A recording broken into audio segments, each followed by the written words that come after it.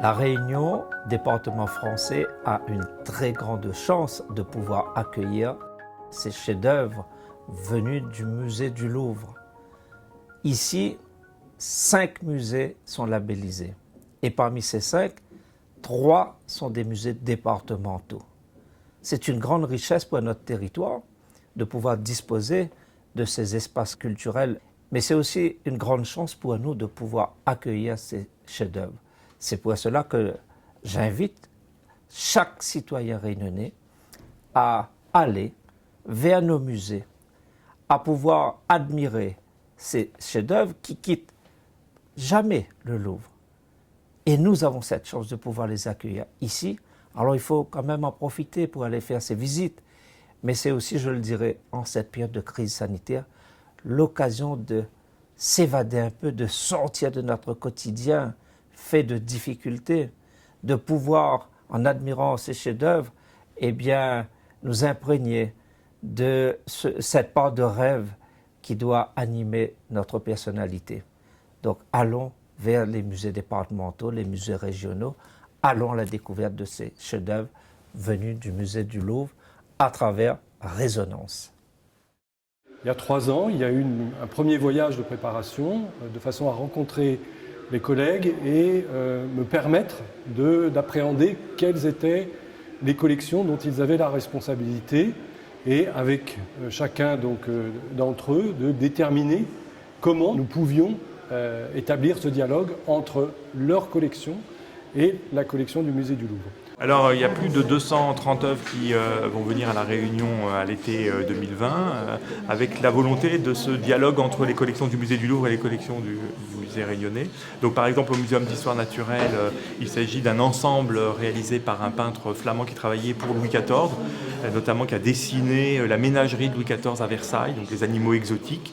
Donc ce sont des très très belles planches colorées d'animaux exotiques tels qu'ils étaient connus au XVIIe siècle. Ici, à Villèle, il s'agira de montrer donc les lieux emblématiques de Paris au XVIIIe siècle, puisque le propriétaire de cette maison est venu en 1784-1786 à Paris.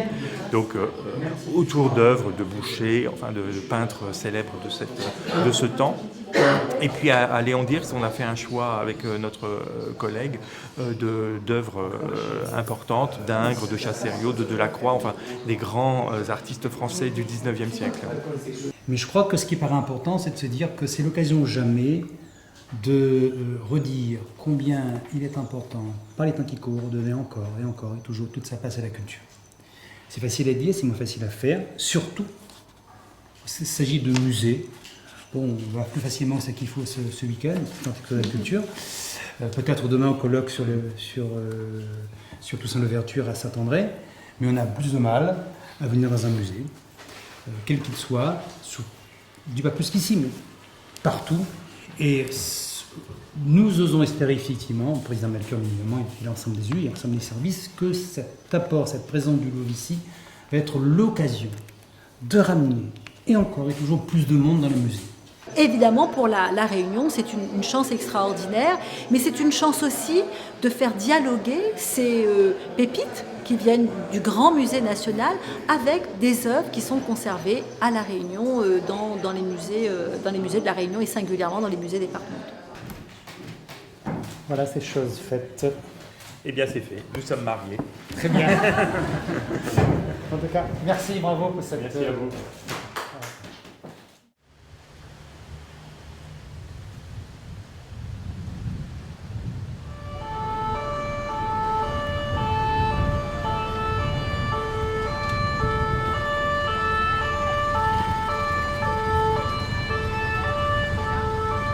Cette opération a mobilisé des moyens considérables. On a travaillé en partenariat avec le musée du Louvre, bien entendu, mais également les services de l'État et également donc, tous les services du département sont pleinement mobilisés pour cette opération. Ce qu'il faut savoir, c'est qu'il faut 48 heures d'acclimatation pour que, entre le moment où les œuvres arrivent à La Réunion et les œuvres puissent être déballées. Donc ils seront conservés dans les musées, dans les conditions de sécurité optimales, mais également en respectant les normes de conservation qui nous ont été clairement imposées par le Louvre, mais pour lesquelles nous-mêmes, nos musées, on respecte en temps général. Donc on va se diriger vers la salle des expositions temporaires du musée où seront accrochées les œuvres du musée du Louvre qui arrivent aujourd'hui de métropole. Ce qu'on peut voir derrière moi ou accroché un peu partout sur le mur, on a mis en fait du craft, donc ce sont toutes les œuvres qui vont être exposées et les crafts sont aux dimensions des cadres. C'est l'ordre de présentation des œuvres à l'intérieur de la salle. Là, c'est la partie technique qu'on voit, mais le gros enjeu, c'est maintenant comment inciter le public à venir, comment lui expliquer les choix qui ont été faits, comment lui montrer les œuvres, comment lui expliquer les œuvres, parce que une fois de plus, cette exposition, elle est faite pour que le public la regarde et notre métier maintenant, c'est de faire de la médiation pour que on puisse comprendre tel ou tel dessin. C'est des dessins, certes, mais avec des noms très connus et très célèbres dans l'histoire de l'art durant la première moitié du XIXe siècle. Avec Bernard Leveneur, donc, nous avons souhaité que les œuvres du musée Léon Dierx viennent prendre place dans le parcours de l'exposition pour mettre en parallèle, eh bien, par exemple, un paysage par Patu de Rosemont avec un paysage par Eugène Isabey, et voir si effectivement ces règles établies par l'Académie eh bien, s'appliquaient aussi à la production à La Réunion. Et c'est tout ce que nous souhaitons démontrer donc, au sein de l'exposition du musée Léon Dierx. Encore un peu, encore. C'est émouvant parce que c'est 2 ans et demi de travail voilà, avant cela.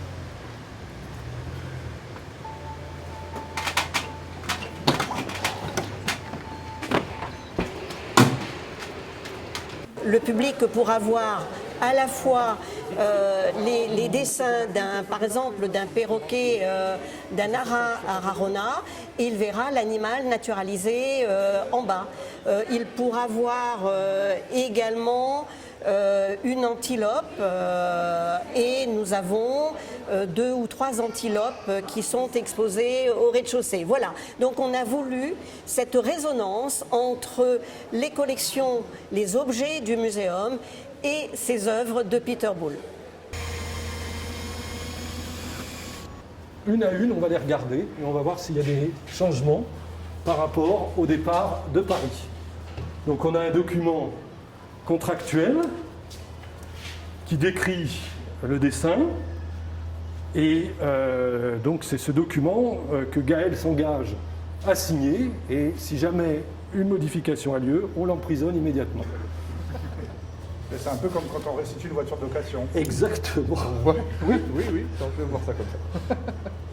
Donc encadrement, mi-regard, donc départ du musée du Louvre, rien à signaler le 27 mai, arrivée à Saint-Denis, déballage le 4 juin, observation sur l'évolution de l'état de l'œuvre, rien à signaler, nom et signature du convoyeur, donc je signe, et Gaël signe à son tour, et donc nous sommes d'accord sur l'état du dessin.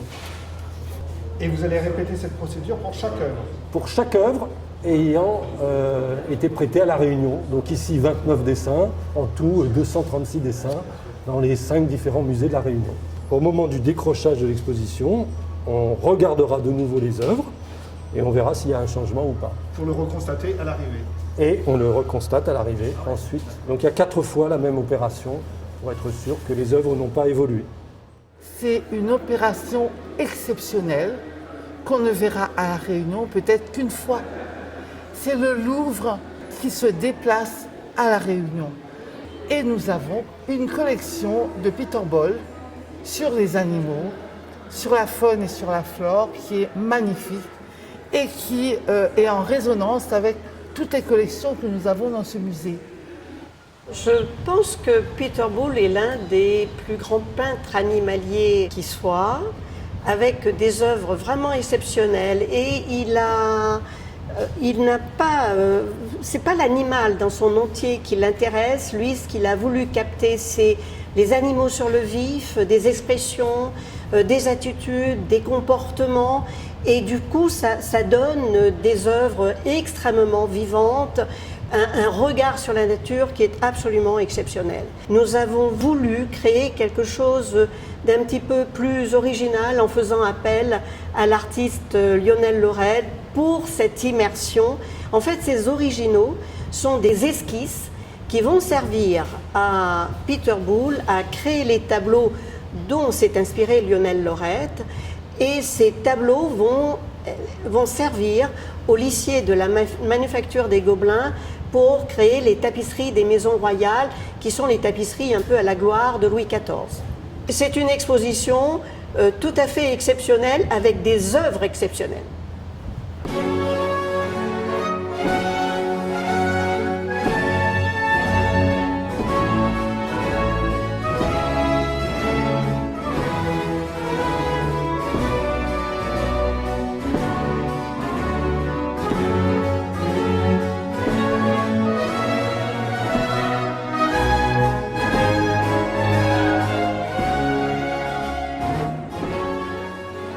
Là, dans cet espace du muséum, qui est censé accueillir les œuvres, moi, mon travail, c'était de faire un travail d'animation, mais pas trop ardu, assez légère, qui permet de rentrer un petit peu dans les œuvres de façon un peu immersive. Donc l'idée, c'était qu'on voit quand même les œuvres. Donc en fait, on n'est pas parti dans du Walt Disney qui bouge dans tous les sens. J'ai fait un travail, moi, de détourage plutôt, donc des tableaux qui sont des tableaux préparatoires, en fait, à une tapisserie finale. Et l'idée, c'était d'être un peu immergé à l'origine en entrant dans la pièce qui accueille les œuvres. Alors en fait, fondamentalement, ce qui est intéressant avec ce genre de dispositif, c'est que ça nous permet une sorte d'aspect ludique, en fait, d'entrer dans l'image et d'intéresser le plus grand nombre. Donc du coup, à travers ces images qui sont c'est un petit peu magique parce que c'est un petit peu grand comme ça, du coup, en fait, ça sensibilise. Et du coup, les gens ensuite peuvent aller découvrir les œuvres qui se trouvent derrière l'écran. Ce que nous souhaitons, c'est que le public réunionnais reprenne ou prenne ce chemin des 5 musées de la Réunion pour pouvoir découvrir différents aspects, à la fois des collections de l'île de la Réunion, parce que c'est un moyen de se réapproprier les collections des musées de l'île de la Réunion, tout en découvrant un aspect des collections du musée du Louvre. C'est une première, effectivement. Pour la première fois, le Louvre prête un nombre extrêmement important d'œuvres de ces collections. Il y a déjà eu des prêts faits à La Réunion, en particulier pour des expositions qui avaient été organisées au Madois, mais c'était quelques œuvres dans le cadre d'un propos porté par le musée du Madois. Là, pour la première fois, effectivement, ce sont 5 expositions entièrement créées pour La Réunion et justement en résonance avec les collections des musées de l'île. Les expositions, normalement, devraient ouvrir au public dans la semaine du 22 juin et elles fermeront le 15 octobre. Donc il y a presque 4 mois d'exposition pour pouvoir circuler de Villèle à Léon Dierx, de Léon Dierx à Stella Matutina, de Stella Matutina à la Villa du Madois à Saint-Denis, et ainsi découvrir donc l'ensemble de ces œuvres exceptionnellement prêtées à La Réunion. C'est la première fois qu'on travaille avec le musée du Louvre. Le musée du Louvre a choisi La Réunion, a choisi les musées du département et les musées de la région parce qu'il a reconnu la qualité des collections, la qualité des lieux et la qualité du travail qui est fait dans les différentes équipes de ces différents musées. C'est aussi l'opportunité pour les Réunionnais de découvrir des dessins, de découvrir en fait la première étape de la création artistique. C'est vrai qu'il y a la peinture, il y a la sculpture, mais très souvent tous les artistes passent, même encore aujourd'hui, passent par une phase de dessin qui est la traduction de la première idée sur une feuille de papier. Et pour ce qui concerne le musée Léon Dierx, on a dans l'exposition de très grands noms de la peinture et du dessin, en fait, des très grands artistes du XIXe siècle. On a par exemple un dessin d'Ingres, qui est le dessin d'un portrait très connu d'Ingres. On a 2 dessins de Géricault, un dessin de Lacroix, et c'est vraiment la façon d'aborder l'art à travers le dessin et de découvrir finalement la première étape, le premier processus dans l'étape de création et dans la réalisation d'un tableau, mais aussi le dessin a été un genre autonome, c'est-à-dire que certaines œuvres qui sont exposées dans cette salle, comme par exemple le visuel de l'exposition qui est derrière moi et qui est le dessin d'un artiste français qui est allé au Brésil, qui s'appelle le Comte de Clarac et qui a fait cette forêt brésilienne en cumulant différents détails de forêt qu'il avait pu observer sur place, est une œuvre autonome. C'est-à-dire que ce dessin n'est pas la préparation d'une peinture, c'est une œuvre à part entière qui n'existe qu'un exemplaire unique et qui se trouve aujourd'hui dans les salles du musée Léon Dierx.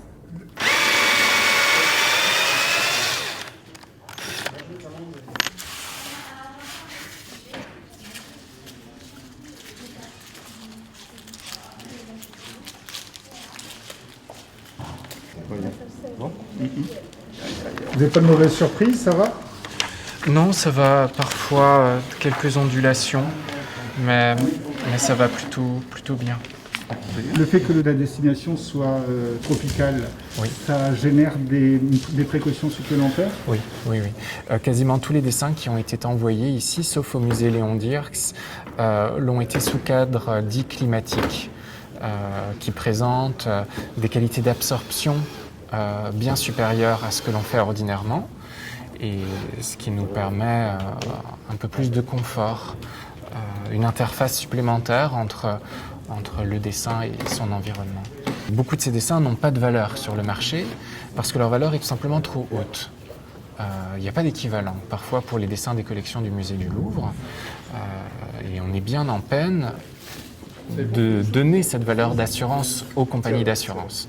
Néanmoins, on le fait parce qu'il faut bien tabler sur un montant d'indemnité possible si jamais il y avait.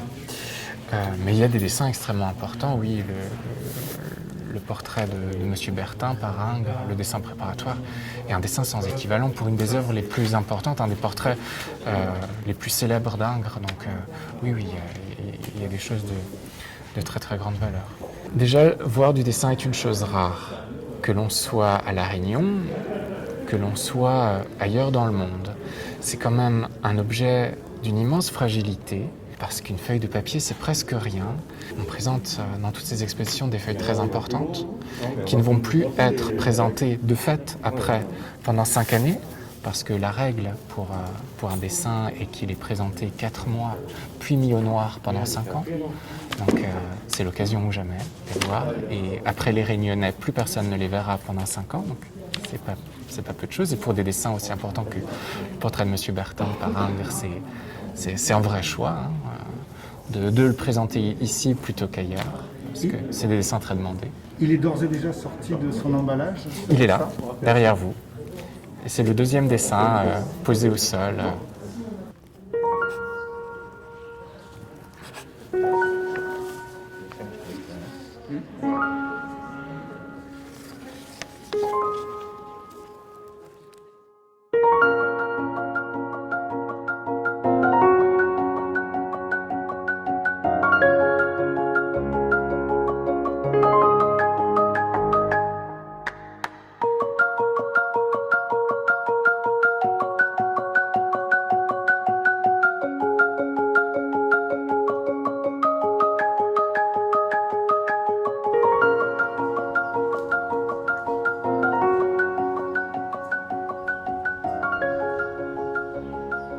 Cette exposition était une incroyable opportunité pour présenter une sélection d'œuvres du musée du Louvre, en particulier des dessins et des gravures qui proviennent de cette grande institution et qui donnent à voir des vues de Paris, de monuments, de scènes de vie, de morceaux d'architecture qui ont été découverts par Henri-Paulin Panon des Bassins, ce créole de Bourbon qui découvre pour la première fois le pays de France au XVIIIe siècle. Il se trouve que lorsqu'Henri Paulin a fait ce grand voyage, il a été très impressionné par ce qu'il a découvert là-bas et il a pris des notes. Il a pris des notes qui ont fait l'objet d'un travail d'archivistes qui ont été retranscrites et qui ont été éditées par le musée. Dans la première salle de cette académie, il y avait un bel homme tout nu sur une table. Il était dans une attitude gênante. Tout autour étaient les peintres qui dessinaient chacun leur morceau. Ils étaient assis sur des gradins pour que ceux qui étaient derrière puissent voir. il y avait des personnes qui faisaient des modèles en terre, tout se passe dans le plus grand silence. C'était intéressant effectivement de présenter ces œuvres par rapport au témoignage d'Henri Paulin Panon des Bassins. Et là, on a effectivement une démonstration effectivement de ce qui se passe au niveau artistique. Les personnages qui sont représentés présentent une fluidité dans le geste. On peut le voir de façon très nette. Et pour donner un petit peu plus de relief au corps ou aux représentations corporelles, l'artiste a utilisé de la craie blanche qui permet de créer ce relief et de contraste. Le papier qui est utilisé, si on regarde de près, il a un grain permettant l'accroche de la matière.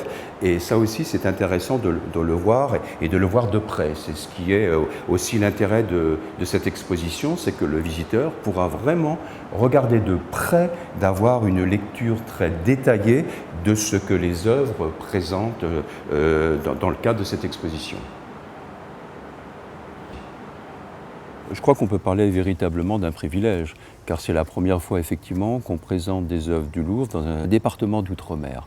Donc on a ce privilège pendant un temps limité de 4 mois, c'est une exposition temporaire, de permettre aux Réunionnaises et aux Réunionnais effectivement d'approcher des œuvres d'ailleurs qu'ils ne pourraient peut-être pas découvrir à Paris, parce que ces œuvres ne sont pas présentées de façon permanente.